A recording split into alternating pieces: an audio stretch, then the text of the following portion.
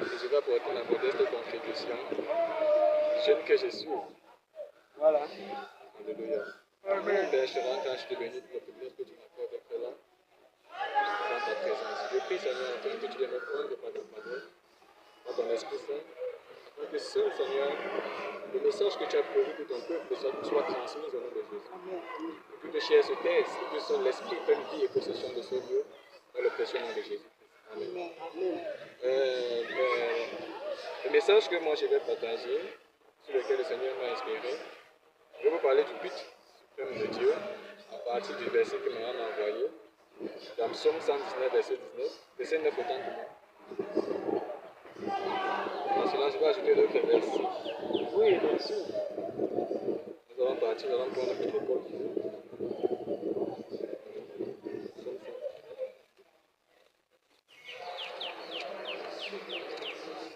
Parce que nous ne pouvons pas nous réunir pour Dieu sans connaître en fait le but de Dieu pour l'humanité. Bon, dans Psaume 119, verset 9, il est écrit: comment le jeune homme rendra-t-il pur son sentier en se dirigeant d'après ta parole? Donc là, David, le serviteur de Dieu, posait cette question dans l'une de ses conversations avec le Seigneur. Il disait: Seigneur, comment est-ce que le jeune rendra pur son sentier? Parce qu'en tant que jeune, devant lui dire, c'est difficile de marcher selon la parole de Dieu. En tant que jeune, c'est difficile de mettre la parole de Dieu en pratique. À cause de quoi? À cause des passions de la jeunesse. Parce que les passions de la jeunesse sont en fait, c'est la principale cause des déclins de la jeunesse. Parce qu'il y en a trois choses avec lesquelles le diable tient la jeunesse: le sexe, le pouvoir et l'argent. En fait, que nous soyons jeunes, parce que la jeunesse devant Dieu, tout le monde sommes jeunes devant Dieu. Parce que personne n'est âgé devant le Seigneur. Amen.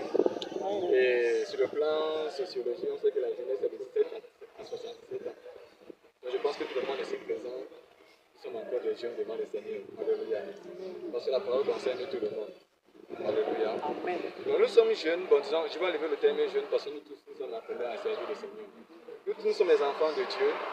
Et nous sommes appelés à servir Dieu. Et pour servir le Seigneur, on doit connaître quel est le but pour lequel Dieu nous a rachetés. Parce que imaginez une seule situation, une seule chose. Si Dieu nous avait rachetés pour vivre avec lui éternellement, c'est vrai, alléluia. À l'instant T, nous nous sommes repentis et que nous avons reçu le Saint-Esprit, il devait nous appeler directement. Oui. Mais le fait qu'il nous maintient encore sur la terre des vivants, c'est parce qu'il a quelque chose, il a un plan. Il a prévu quelque chose pour chacun d'entre nous. Alléluia. Donc Dieu me posait la question que, mes seigneurs, beaucoup, chaque jour les gens s'en vont. Même à l'heure actuelle où je suis en train de vous parler, il y a quelqu'un quelque part qui a envie de quitter ce monde. Mais Seigneur, si tu me permets d'être là, sur la terre des vivants, c'est parce que tu as prévu quelque chose pour moi. J'ai mené mes recherches, j'ai constaté qu'à chaque 2 secondes, une personne quitte la terre. Je vais vous renseigner. C'est la recherche que j'ai eu à faire. À chaque 2 secondes qui passent, 1, 2, il y a quelqu'un dans ce monde qui a envie de quitter la terre des vivants. Mais sur chaque seconde, chaque tiers, chaque seconde, chaque minute qui passe, le Seigneur permet que nous soyons là, c'est parce qu'il a prévu quelque chose. C'est parce qu'il a prévu quelque chose pour toi. Il faut que tu devrais acclamer pour la gloire du Seigneur. Ils sont en pleine prédication, encouragez-moi. Alléluia. Alléluia. Alléluia. Dans le livre de 1, dans Jean 1, verset 12, si quelqu'un est là pour m'aider, s'il vous plaît. On fait ma ligne. Jean 1, verset 12. Oui, oui. Tu as la Bible, non? Je vais lire. Ok, d'accord. Bon. Je lis au nom puissant de Jésus de Nazareth. Jean 1, verset 12 nous dit ceci. Mais à tous ceux qui l'ont reçu, à ceux qui croient en son nom, elle a donné le pouvoir de devenir enfants de Dieu, lesquels sont nés, non du sang, ni de la volonté de la chair, ni de la volonté de l'homme, mais de Dieu. Amen. Alléluia. Donc, Jean en Christ dit simplement que tous ceux qui ont reçu la parole de Dieu, ça veut dire Jésus-Christ, parce que Jésus est la parole de Dieu qui a été faite chair, qui a été manifestée dans le terre des vivants, dans le monde des humains, pour racheter l'humanité au prix de sa vie, au prix de son sang. Et la Bible dit tous ceux dont maintenant qui ont reçu Jésus, qui ont reçu la parole de Dieu, ça veut dire qu'ils ont reçu le Saint-Esprit, ils sont devenus enfants de Dieu par adoption en recevant le Saint-Esprit de Dieu. Amen. Alors, nous recevons Dieu, nous recevons Jésus-Christ premièrement par la parole que nous recevons à l'intérieur de nous. Parce que les autres baptêmes ne sont que C'est pour affirmer. Parce qu'il y en a qui entrent dans le baptême sans toutefois changer de vie au préalable. C'est vrai. Il y en a qui entrent dans le baptême croyant qu'en faisant cela, ils sont sauvés. Non. Oui. On accepte Jésus premièrement dans le cœur avant d'entrer dans le baptême. Amen. Ça veut dire on m'a prêché la parole de Dieu. Le message était waouh. Je me suis reconnu à l'intérieur. Alors j'ai accepté Jésus-Christ dans ma vie. Il est le chemin, la vérité et la vie. Nul ne vient au Père que par lui. Amen. Alors lorsque j'accepte déjà la vérité, moi en tant que jeune, bon, bref, moi en tant qu'humain, quand j'accepte la vérité, ça veut dire que j'ai accepté Jésus. Même quand je ne suis pas encore entré dans le baptême, puisque Jésus est la vérité, quand je l'ai déjà accepté, ça veut dire que j'ai accepté la vérité. Ça veut dire que j'ai accepté Jésus-Christ. Alors, qu'est-ce qui va maintenant affirmer, attester que j'ai accepté Jésus? C'est lorsque je change dans les eaux de baptême, et qu'en sortant des eaux de baptême, je reçois le don du Saint-Esprit. Et lorsque je reçois l'Esprit de Dieu qui est en moi, désormais, je suis fils de Dieu. Alléluia. Amen. Et la Bible dit, le seul péché que Dieu ne pardonne pas, c'est le blasphème du Saint-Esprit. Contre le Saint-Esprit. Voilà. Et dans quelle situation est-ce que Jésus avait dit cela? Il était en train de prêcher, il était en train de faire des miracles. Alors les pharisiens, les scribes, les docteurs de la loi, on dit qu'il accomplissait cela. Chasse par l'esprit de Belzébuth, qui est le prince des démons. C'est lui là maintenant dit, en réalité, tout péché vous sera pardonné. Mais le blasphème contre le Saint-Esprit ne vous sera pas pardonné ni dans ce siècle, ni dans le siècle à venir. Amen. Alors quand j'ai lu ce passage, je me suis longtemps interrogé le blasphème du Saint-Esprit. Là, il ne s'agissait pas d'insulter, non.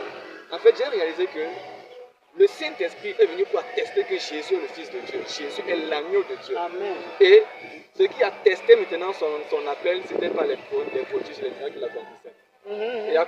Et par cela, donc, les miracles qu'il faisait, les signes et prodiges qu'il manifestait, cela prouvait simplement qu'il est le Fils de Dieu. Et ce n'est pas le Saint-Esprit de Dieu qui faisait cela. Mais lorsque ces gens ont dit que celui-là, il n'a pas l'Esprit de Dieu, que c'est l'Esprit de Belzébuth, c'est où ils ont refusé la vérité. Ils ont refusé que Jésus est le Fils de Dieu.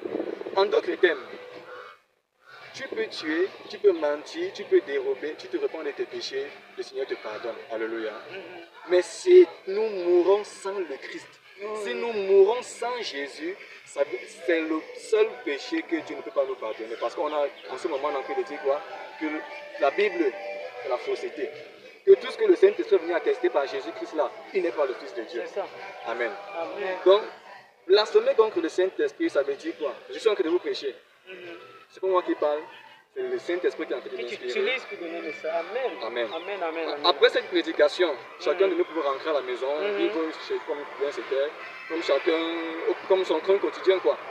Et après pour dire, donc, en fait, si après la prédication nous refusons d'accepter Jésus, le Saint-Esprit qui est dans le ministère, et le fait de refuser la prédication, c'est en train de dire quoi? Que le Saint-Esprit est menteur, que Dieu est menteur, donc le blasphème, donc tu refuses Jésus-Christ. Et quand nous serons devant le Père, comme dans 2 Corinthiens 10, verset 5, qu'il nous faut tous comparaître devant le tribunal de Christ afin que chacun reçoive le bien ou le mal qu'il aura fait. Amen. On va répondre. Amen. Moi aussi, un jour, comme ça, j'étais assis en classe de 4e. Ma mère est venue me prêcher l'évangile. Avant qu'elle me prêche l'évangile, poussé par l'Esprit de Dieu, j'avais décidé de ne jamais prendre l'alcool dans ma vie. Juste comme ça. Wow. Et j'avais dit que c'est en classe de terminale que j'aurais ma première copine. Parce que, sans vous mentir, j'ai brillé à l'école. J'ai brillé vraiment à l'école. J'avais les gens là. Parce que j'ignore. Il brillait beaucoup à l'école. Les petits camarades là. Vous allez trouver le cerveau. Voilà. C'était vraiment comme ça. Un jour, j'ai dit que bon, Timothée, tu vas t'abstenir de rapports sexuels jusqu'en classe de terminale. Quand tu auras ton premier bac, quand tu auras ton bac, tu seras quand même responsable. Wow. Alors. Pas d'alcool. De manière indéterminée jusqu'à. C'est pas quelqu'un qui t'avait imposé. C'est pas quelqu'un qui t'avait fait penser. C'est venu juste seulement comme ça. Amen. Bon, quand maman m'a prêché l'évangile, j'ai vraiment été touché en classe de 4e. Je me suis rendu compte que c'est vrai quand même que j'avais dit qu'en classe de terminale, oui. J'ai dit que même en classe de terminale, je ne pourrais pas le faire. C'est pour ça que tout à l'heure, j'ai dit que je n'ai pas pu vivre ma vie. Quoi. Ça, c'est que les jeunes font. Alléluia. Et arrivé en classe de terminale, bien évidemment, avant d'arriver en terminale, j'avais abandonné le projet. Voilà. Et j'ai accepté Jésus. Amen. Et le Seigneur s'est glorifié dans ma vie. Amen. Alléluia. Amen. La réponse, le but de Dieu, c'est le rachis de l'humanité. Tant que nous sommes vivants sur la terre, c'est l'opportunité que le Seigneur nous accorde de recevoir son Fils. Personne ne peut parvenir au Père sans passer par Jésus-Christ. Ce n'est pas une question d'âge, ce n'est pas une question de diplôme, ce n'est pas une question de position sociale. Alléluia.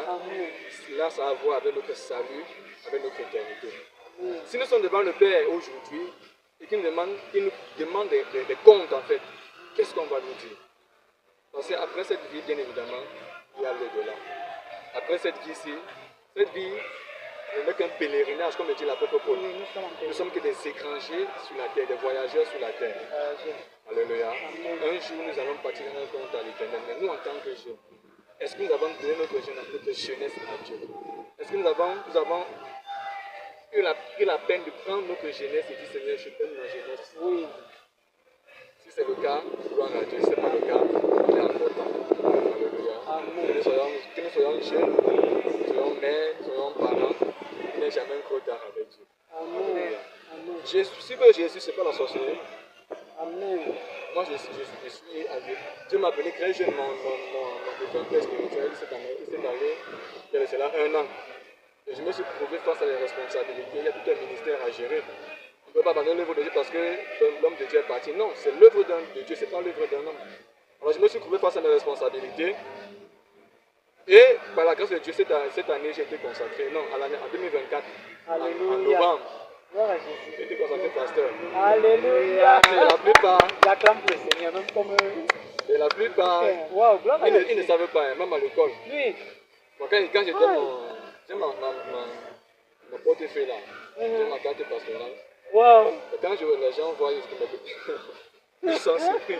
Le moment est aussi dépassé. Je n'ai jamais vu. Gloire à Jésus. Wow, c'est une belle surprise. Et suivre Jésus, ce n'est pas comme les gens ont l'habitude de dire. On peut être ingénieur et être pasteur. Alléluia. On peut être médecin et être pasteur. On peut être professeur et être pasteur. Et servir Dieu en toute piété et en toute sainteté. Amen. Alléluia. On peut être jeune et suivre le Seigneur. Amen. Ce n'est pas une question qu'on a l'habitude de voir.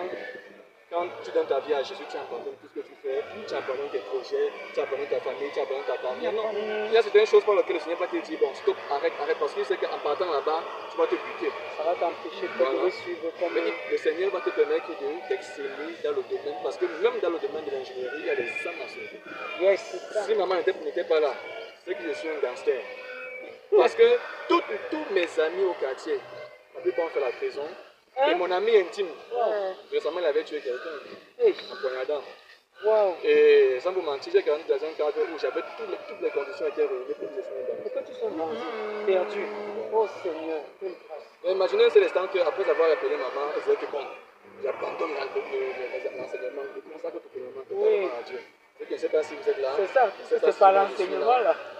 Parce que c'est un péchant. Gloire à Jésus. Encore cet accident. Et cela par la grâce de Dieu. Elle a semé. Peut-être que d'autres personnes ont fait croire. La semence, parce que la seconde évangile que j'ai suivi, c'était en classe de première. Donc, en quatrième jusqu'en première, no way. No way. Jamais. Wow. C'est la semence que j'ai reçue en quatrième qui m'a permis d'être intègre. Ouvert à venir recevoir celui qu'on t'a donné en prière. Alléluia. Donc, vraiment, je rentre dans cette position. Donc, en tant que jeune, l'échange de l'évangile est la portée de tout le monde. Alléluia. Recevons le Saint-Esprit. Lorsque nous recevons le Saint-Esprit, cela atteste que nous appartenons à Dieu.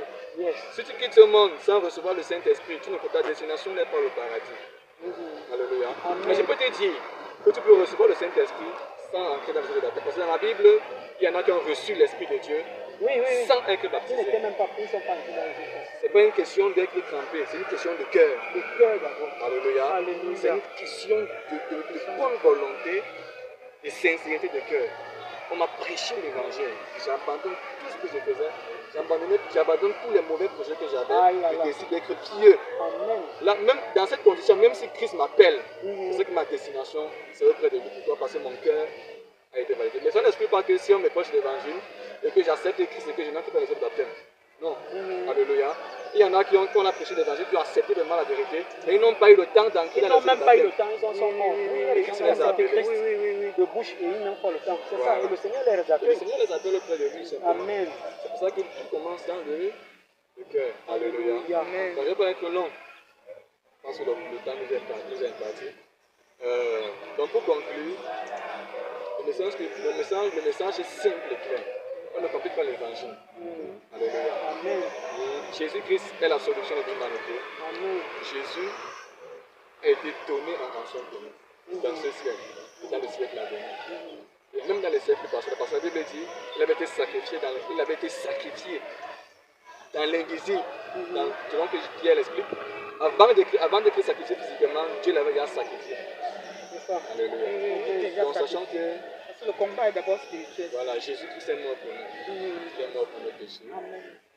Et le seul moyen pour arriver au Père, pour être sauvé, c'est de confesser Christ dans notre vie comme Seigneur et Sauveur personnel. Alléluia. Et de marcher désormais selon sa parole. Voilà la parole de Dieu dans ce livre. Amen. Nous allons finir par un passage dans Jean 5, verset 39. Il dit que Jésus, il est incontournable. Il dit, là c'est Jésus-Christ qui parle, vous sondez les Écritures parce que vous pensez avoir en elles la vie éternelle. Ce sont elles qui rendent témoignage de moi. Alléluia. Amen. Il dit, vous sondez les Écritures, vous croyez avoir la vie en elles, mais ces Écritures, cette parole que vous lisez chaque jour, elle vous oriente vers moi. Amen. Alléluia. Donc de la Genèse à l'Apocalypse, tout ce que nous lisons, les Écritures, vous nous envoyez vers une seule personne, le chemin. Vous nous envoyez vers un seul intermédiaire, qui est Jésus. Amen. Alléluia. Donc, acceptons Jésus-Christ, Alléluia. notre Seigneur et Sauveur, dans le cœur. Ça veut dire, chacun d'entre nous allons rentrer à la maison, chacun va encore faire son église, va encore revoir son caractère, son comportement, ses pensées. Alléluia.